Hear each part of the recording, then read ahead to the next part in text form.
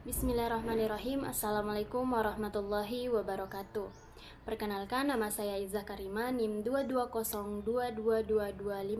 Saya dari Fakultas Ilmu Sosial dan Ilmu Politik, Program Studi Administrasi Publik. Tujuan saya membuat video ini guna untuk menyelesaikan tugas mata kuliah Sistem Administrasi Negara, dosen pengampu Profesor Dr. Umar Congge, SOS, MSI. Baik, di sini saya akan menjelaskan tentang definisi dan teori-teori sistem administrasi negara.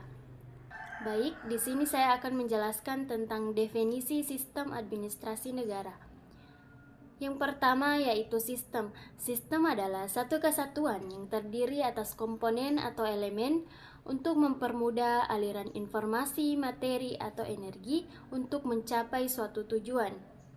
Sedangkan administrasi adalah suatu proses penyelenggaraan bersama atau proses kerjasama antar kelompok orang tertentu untuk mencapai suatu tujuan tertentu yang telah direncanakan atau ditentukan sebelumnya. Selanjutnya yaitu negara. Menurut Kamus Besar Bahasa Indonesia, pengertian negara adalah sebuah organisasi politik yang memiliki wilayah dan penduduk tertentu serta mempunyai pemerintahan yang berdaulat yang melaksanakan kekuasaan atas wilayah dan penduduknya. Jadi dapat kita simpulkan bahwa sistem administrasi negara adalah cara pemerintah mengatur dan menjalankan urusan pemerintahan dalam suatu negara. Baik, selanjutnya yaitu administrasi negara menurut para ahli. Menurut Waldo Wilson, administrasi negara adalah tugas dan fungsi eksekutif pemerintah. Ia menekankan pentingnya profesionalisme, efisiensi, dan pemisahan administrasi dari politik. Yang kedua yaitu menurut Paul H. Appleby, administrasi negara adalah seni perencanaan organisasi, pelaksanaan, dan pengendalian pemerintah untuk tujuan mencapai tujuan umum.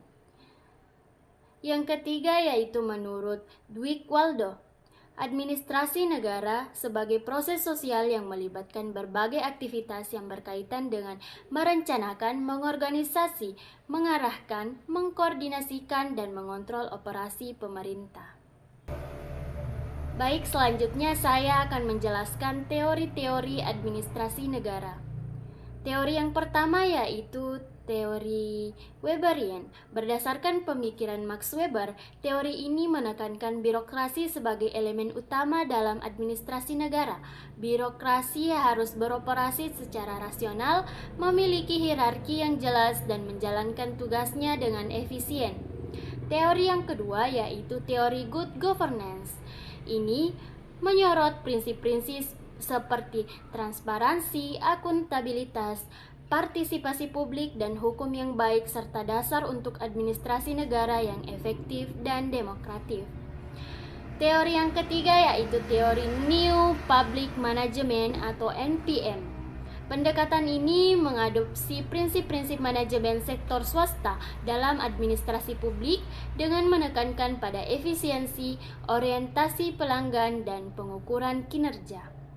Teori yang keempat yaitu teori administrasi sumber daya manusia atau HRM.